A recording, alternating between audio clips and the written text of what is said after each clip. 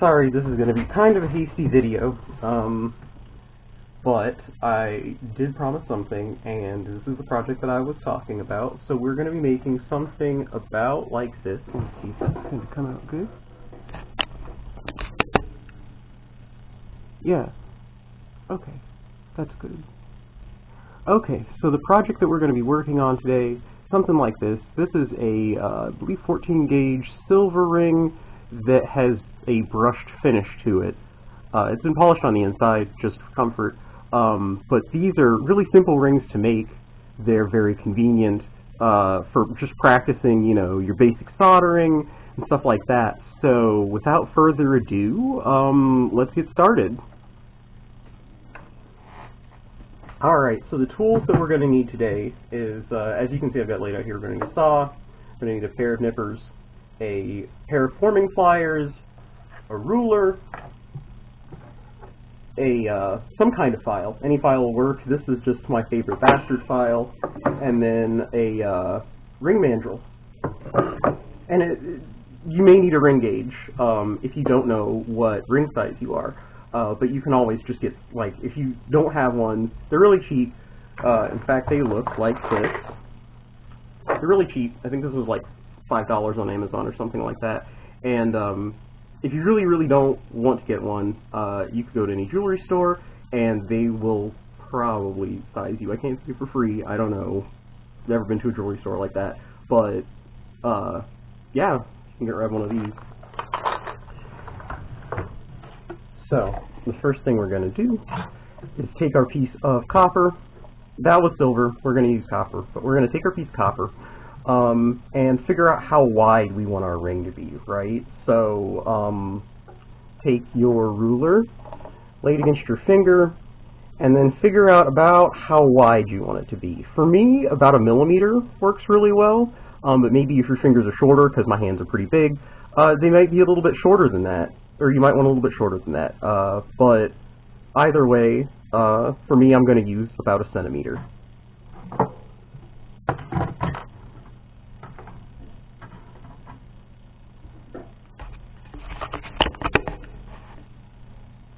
Alright. So the first thing I'm going to do, actually, just a little bit of maintenance first.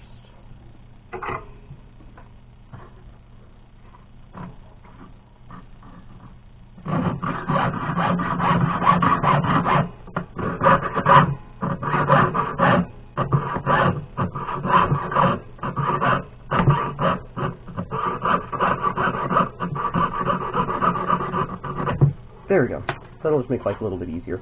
Okay, so what I'm going to do is mark out a millimeter wide, or I mean a centimeter. I keep on saying a millimeter, I think, but I definitely mean a centimeter. I'm going to mark out a centimeter wide gap with something like, you can even use a pencil, but I'm going to go ahead and use a scribe. And we're just going to make like 3 or 4 lines right at the 1 centimeter mark.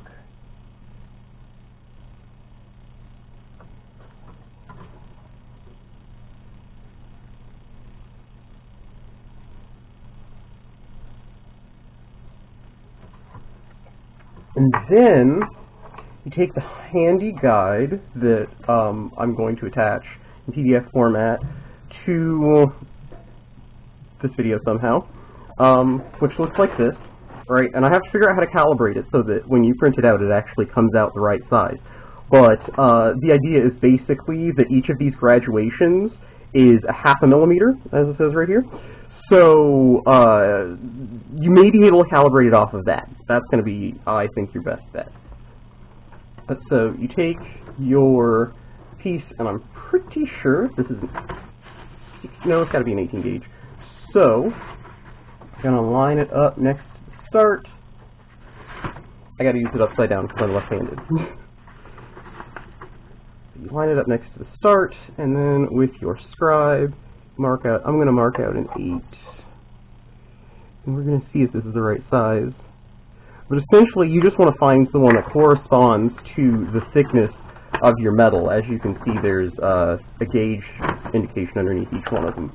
So go ahead and do that.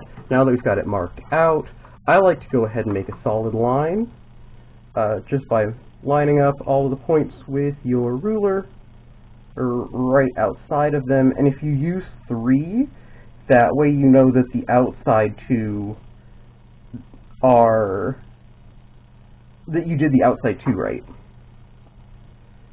And I'm just going to mark it out.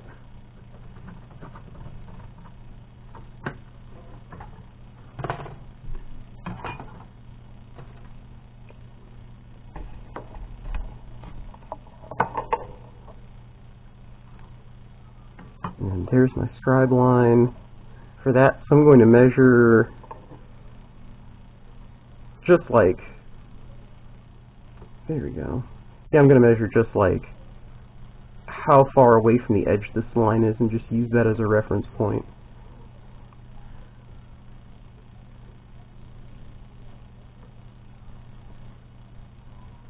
And I know I've been terrible and switched over to inches here, but it's about 3/4 of an inch, so.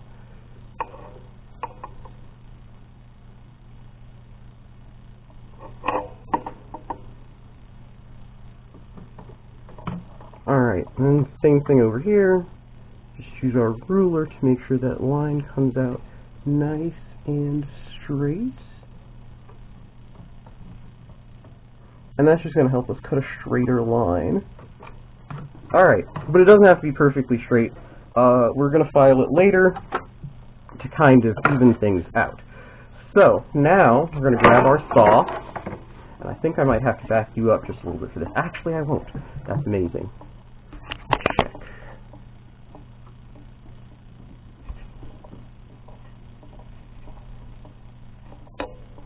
Alright, so, you're going to grab your saw, lubricate it a little bit. Now this is an old chunk of beeswax that I use, and as you can tell, it has been in my bench forever, but it's still, you know, it's still good beeswax or whatever. It's got a little dust on it. But anyways, so essentially you're going to just hold the saw with these 2 fingers, right? And apply light pressure and let the saw pull itself through the material, if that makes any sense. But you'll kind of see what I mean as I go. You want to apply very light pressure. That's what keeps your line straight. And every once in a while, you want to back the saw out and look at it again, just to make sure you're still on the line. Or right outside the line, usually, but, you know what I mean.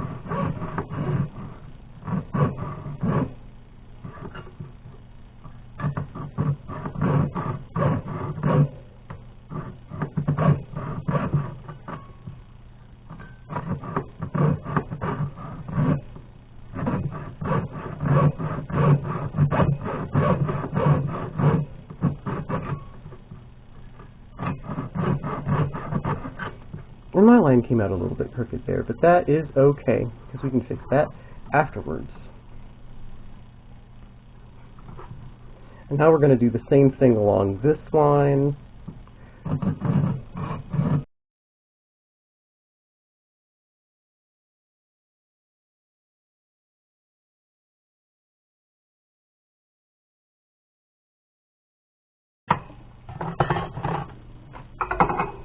Alright, so now we have our blank, and as you can see, that line may not exactly be the prettiest, but it does work. So now, let's clean that up, and I'm going to do it with my favorite file here. And I like to brace it against my block here, but you don't have to. I just find it really convenient.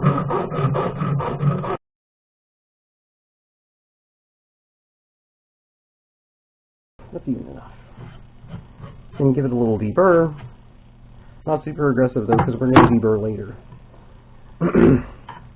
And now, grab your forming pliers, right? And curl them around. Oh wait, start that again. So now you grab your forming pliers and start to curl around your material. And you don't immediately need to make a circle. In fact, you really don't want to make a circle. You want to make more of like a ugly triangle or D shape, and you'll see what I mean. But essentially, you're going to want to keep the ends a little bit more parallel so that you can put them directly against each other and apply a little bit of pressure.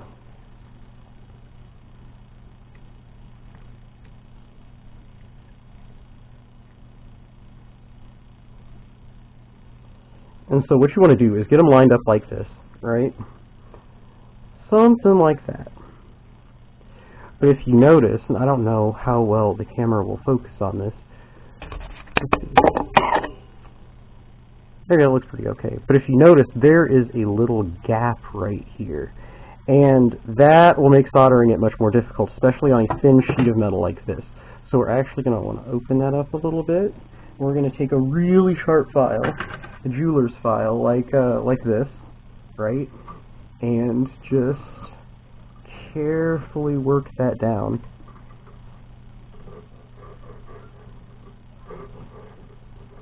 And yeah, my filing technique is atrocious, I am well aware, but that's okay. Gets the job done. Ah, that's much more like what I'm looking for. Okay, now you're going to take the ring, bend these tabs all the way in so that they are directly facing each other, just like that. And then, if you bend the shank down here, if you bend the shank at the bottom here, it doesn't really move where they are, but it increases the pressure on them so that they push together. And that's what you want. Okay, so now you're going to take some of this flux, and I mean, you can buy commercial fluxes, but I personally just use a mixture of borax, like the laundry detergent stuff, and 91% alcohol, like you buy at the grocery or at the supermarket or whatever, you know, wherever you buy your general washing supplies like that. And just brush a little bit onto the areas that we're going to solder. And this does two things for us. The first thing that it does is keep the surface of the metal from oxidizing. And the other thing that it does is actually provide a fluid path for the solder to travel on, which is the other reason that flux is so critical to a good solder. You actually need it to kind of turn into a glass, which actually fills that void down the center of the two pieces of metal. And using capillary action, the metal or the solder is actually pulled down into the joint. But it really doesn't like to pull initially without that glass being a liquid there already. So it's a whole lot harder to actually get it solder without a good coating of flux. So we're going to grab some of our hard solder over here, grab our nippers, and all we want is a really, really tiny bit. Like you can see, I'm only going to clip off just this little tiny bit, being careful not to pinch my finger, and drop it on my soldering board right here. There we go. I just want 2 pieces. And as you can see, they're incredibly tiny. You might not even be able to see them on the camera. But believe me, they're there. And so all we're going to do is take our pliers, or tweezers, we're going to take our tweezers, and not drop them.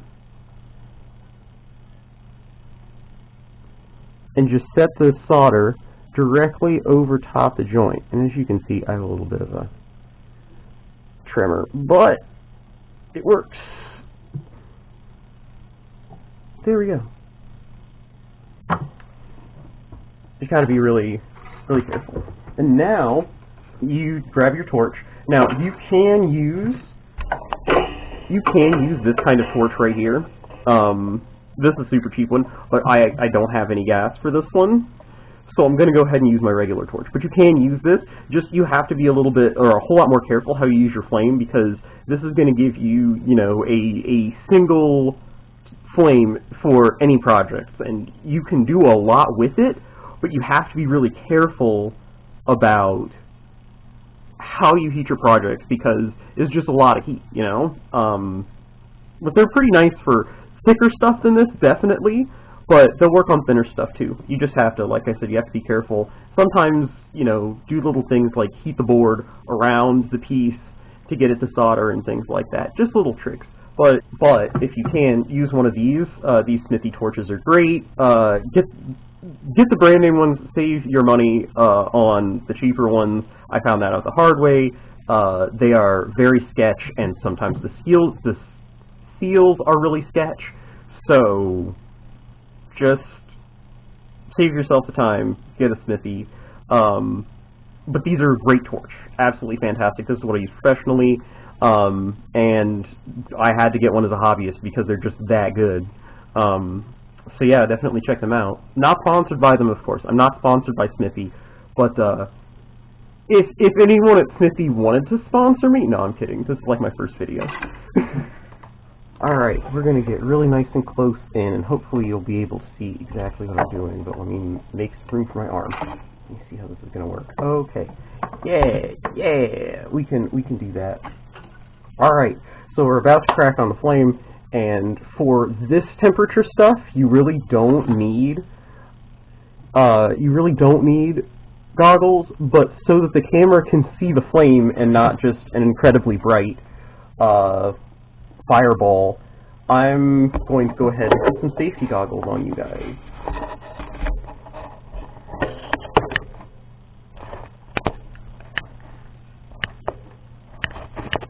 There we go.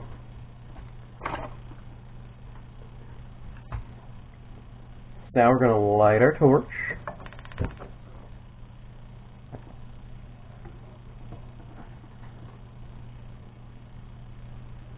And start tuning the flame. And we want a nice neutral flame. And they talk about this in the textbook, but like you can see here, the flame is a little bit fuzzy at the end. That is a nice neutral flame. Now if you add a little bit more oxygen, you get that concentrated cone. That is an oxidizing flame, and the tip of that is incredibly hot. It's really good for doing really pointed stuff, but it's not so great for soldering lighter pieces or bigger. Well, you can use it for bigger things. It depends on what you're trying to do. And then that is a reducing flame. You can see the little bit of red there at the end. That lets you know that you're actually starting, well, that lets you know that the flame is a little bit oxygen deficient. And so if you want to go back to a neutral flame, it should be somewhere around there. Now, the most important thing about flame control is exactly where you place the flame. And you can see that there is a narrow cone in the center, and then, I don't know if you can still see it on the camera, but there's a blue kind of aura around that little center cone. The very important thing about flame control is the whole thing is really hot, right? And you can kind of tell what's going on in the flame by the temperature. So with a reducing flame, where it starts to get kind of fuzzy right at the tip of the cone, that is actually the hottest point of the flame. Well, actually, no. It's about a millimeter past that. That's going to be the hottest point of the flame, because that is where all of the oxygen has burned out, and there's a perfect stoichiometric mixture of gases, or at least as close as you're going to get in this flame. So that is a very important point to control, because you can very easily accidentally melt things. You know, if you've got your flame pointed in a weird way. But the other cool thing about that is that you can actually use the side of the flame, like you're going to see here. When I start to heat the ring, I actually heat it using the side of the flame rather than just the end. And that makes it so that the whole ring starts to get hot at the same time. Because the most important part of soldering is making sure that both sides get hot at the same time.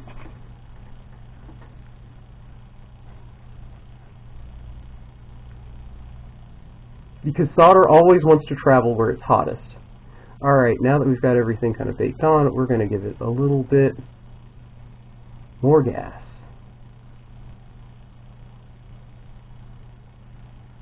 There we go. And as you can see, I'm actually heating the shank from the bottom, because again, solder goes to where it's hottest. So if you heat from the bottom, the solder will wick to the bottom rather than just staying at the top. There we go. And if you if you watch very closely, you can actually see the little ball melt and then flow down into the ring. That's what you want to see. So now, here we go. We're done with that. We are going to put it in the tickle over here, which is this little jar over here. And that's actually going to take off all of the black oxidation that you see. As long as it's hot. You have to make sure it's hot before you toss it in the pickle. But it takes all the oxidation off. As you can see, this is the one that I just tossed in there. And yeah, most of the oxidation is gone. But also, you leave it in there a little bit longer because you can see, let me dry this off.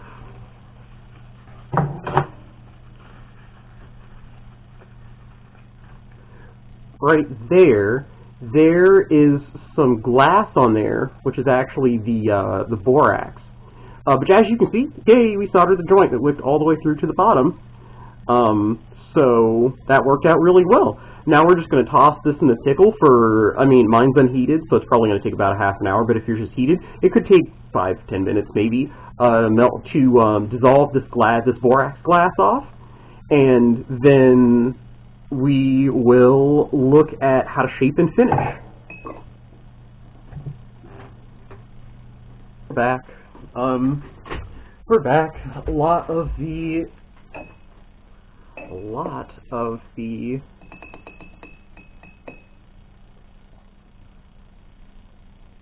now I can't talk. A lot of the glass that was on there is now gone. So we can clean it up a little bit. Actually, it's like with a quick wipe, it's all gone. Sweet. Okay. So now, there we go. So now we have this pretty rough shape ring, but it's starting to look like something, right? So first thing we're going to do is take our ring mandrel, and this material is thin enough that you can just push it down the ring mandrel and it'll form. But you can also use a rubber mallet like this. Make sure it's got a really nice smooth face, right? And you can always use that if you've got any spots that just really don't want to go into shape. And that'll really, like especially with thicker shanks, that'll really help you round out the shank. Now I'm using the rubber side, but if you need to be more aggressive because it really doesn't want to move, you can use a plastic side. It's all up to what you need. Alright, so we have a ring now. Congratulations, but if you try it on, it's going to be a wee bit sharp. There we go, and that is because we haven't done any deburring. So our next step is going to be taking a half round file or a round file, whichever you happen to have, and using those to deburr. And here's my round file. It's the quickest and easiest one I could find. So that's what we're going to use, right? We're just going to go around the inside very gently.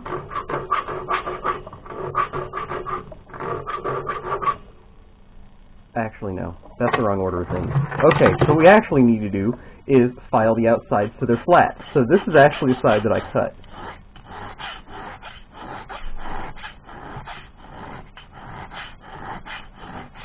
And we're going to rotate it a little bit.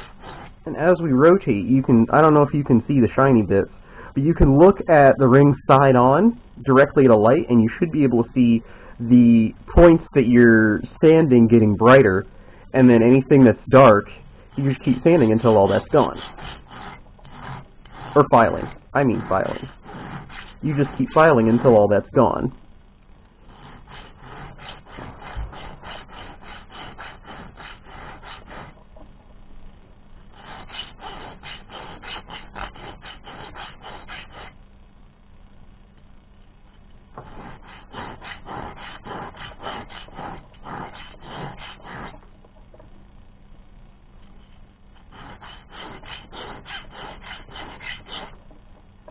And in terms of proper filing technique, something that I should have talked about a minute ago, an important bit is actually placing your finger on the back of the file like this as you're filing, like that. It actually gives you a whole lot of control over where the file goes, and particularly how much pressure you're applying to the end of the file down here, meaning that you can apply more even pressure to the whole file.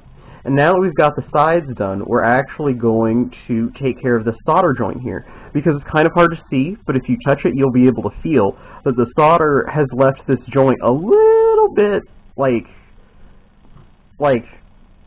tiny bit mismatched, which does happen because heat causes the metal to move. But it's not a big deal so long as it's not too much. And then the other thing is just getting rid of any seam that's right there. And as you can see, you kind of want to curl your wrist around the shank so that it gets that whole curve.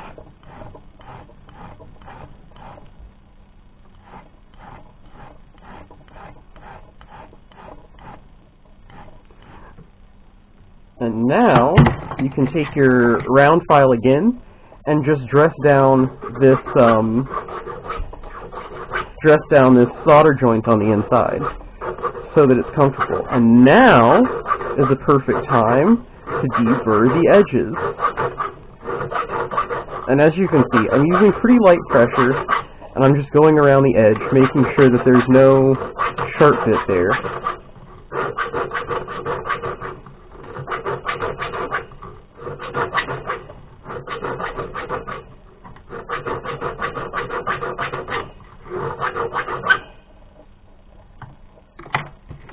Now you can take the outside, or now you can take your bastard file, or again, whatever kind of file you want. And I like to use the fine side, just to deburr the outside.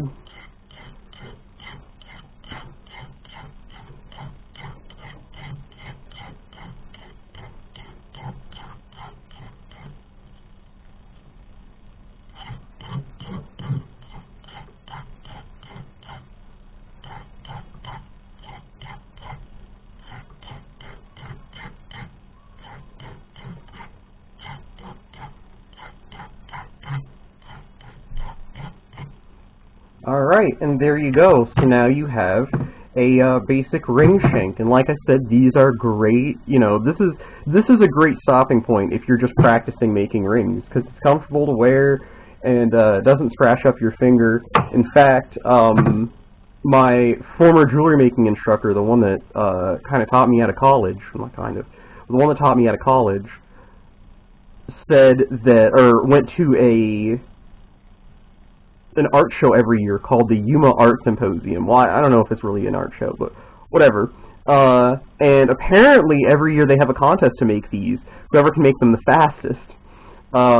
So, yeah, I think this was enough to win the contest. You really didn't have to do any finish work. You just had to make a ring as fast as you could. And it's really great practice for, you know, just getting solder joints in there, especially on thinner material if you use like a thinner shank. It's just really good for solder practice. And you can use them for a bunch of different things too. But if you want to actually make them look nice to wear them, there are going to be a couple extra steps. And instead of doing a polish finish, we're going to do two different things. I'm going to show you two different ways to do a brush finish, because that's actually going to resist scratching, and it's going to look better for longer than polishing.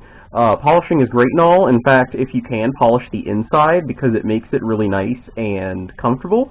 But the outside, you know, will get scratched pretty much immediately once you start wearing it. So I like to use either duller finishes that I don't mind, you know, wearing a little bit, just because that's kind of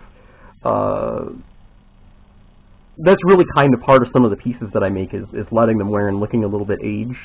But if that's not what you want, then keep it looking nicer for longer. You want to do some kind of textured surface finish. So we're going to do two of those right now. And to help us with that, I made one of these rings earlier. So we'll have two to work on. Alright, so the first one of these, we're going to do a factory style brush finish. Which actually does require us to polish the ring out first. But it's something really neat that somebody that I used to work with once showed me, so I figured I'd just pass it on. So the first thing we're going to do to this one is actually even out this joint a little bit more and make it, dress it up, make it look a little bit nicer.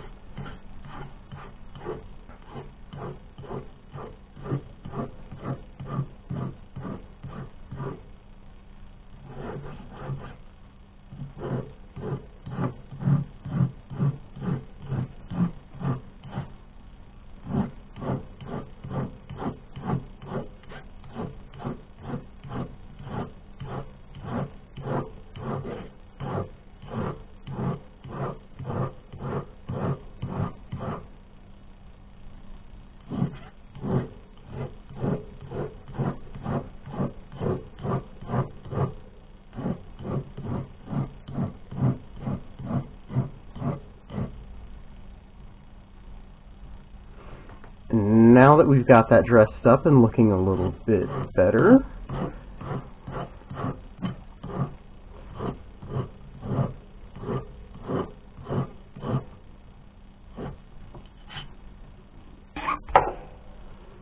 we are actually going to hit it with one of these green polishing wheels, because that is actually going to take it to a good actually no, we're going to use red, because red makes things easier.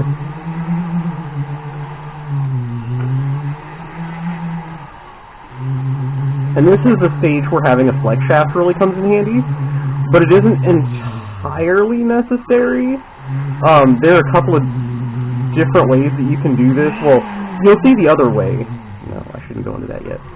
Anyways, for a factory style finish, you definitely want one of these red wheels. It makes your life so much easier.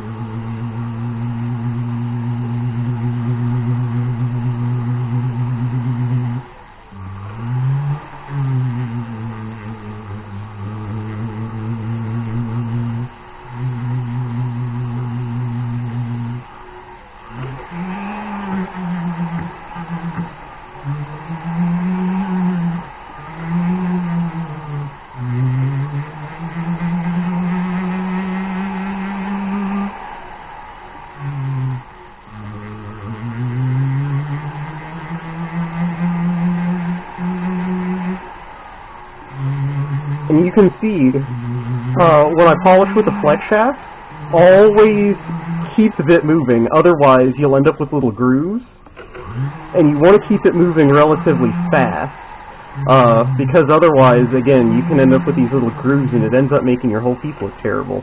So you have to be kind of careful with that.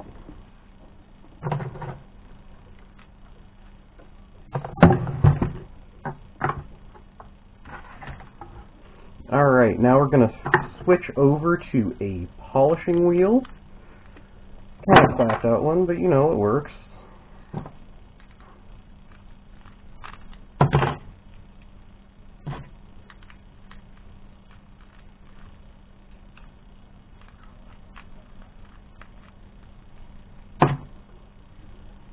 We're going to get a little bit of polish on the wheel.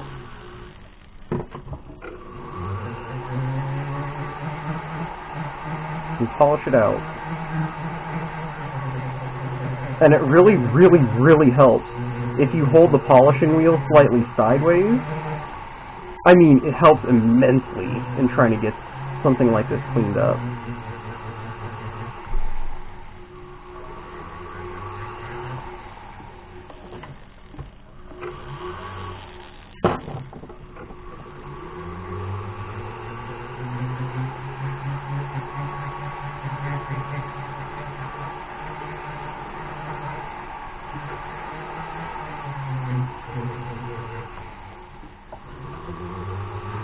And every once in a while you may have to take a break just if the piece gets too warm, since, you know, polishing is removing material, and so it does tend to heat up the ring just a little bit. So every once in a while you may just want to take a break and let it cool off so that it won't burn your fingers.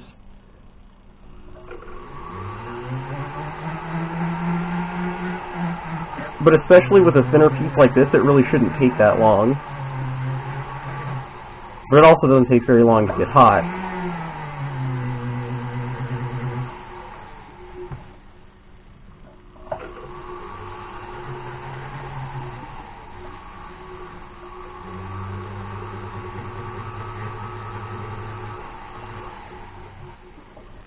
And if you have any spots that you just cannot get to polish, like there are these little like grooves in them or whatever, grab a green wheel, like one of these, and just go after it with that. That's going to give you the best control over your depth, and it's also going to make sure that it's a fine enough polish to actually polish, or a fine enough finish to actually polish right.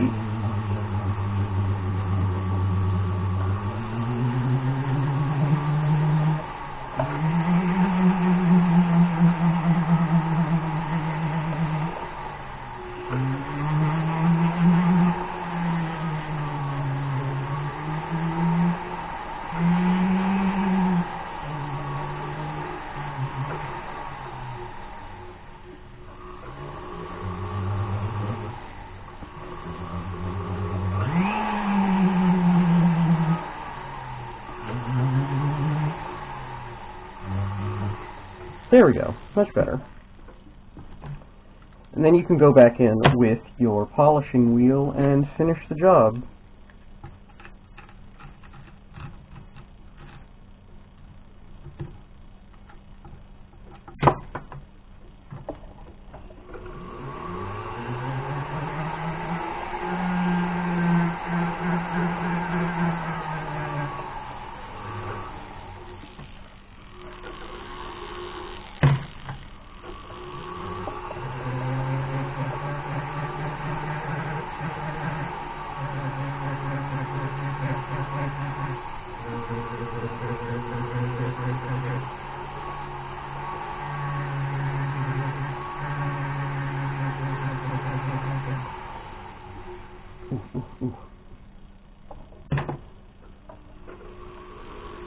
Good.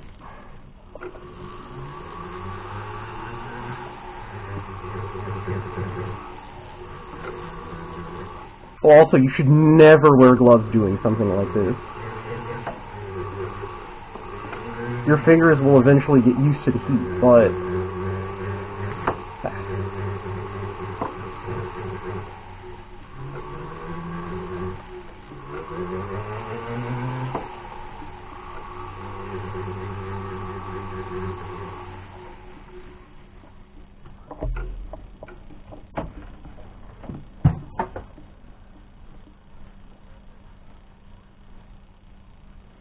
Alright, so with a little hand polisher like that, there's only really a certain amount of polishing you can really expect to do, but as you can see, it's pretty well polished. Just minimal scratches on the outside is what you're looking for, at least this way, because we're going to do a brushed finish this direction on this piece. So we just want to make sure that there's not a whole lot of any cross hatching. And for this, we're actually going to use a Brillo pad. Yeah, apparently this is what they used at the place that one of my coworkers used to work at in order to do like commercial brush finishes. So all you do is hold the piece very parallel, and it's going to be kind of hard to see this, but you hold the piece very parallel, and you're just going to want to, right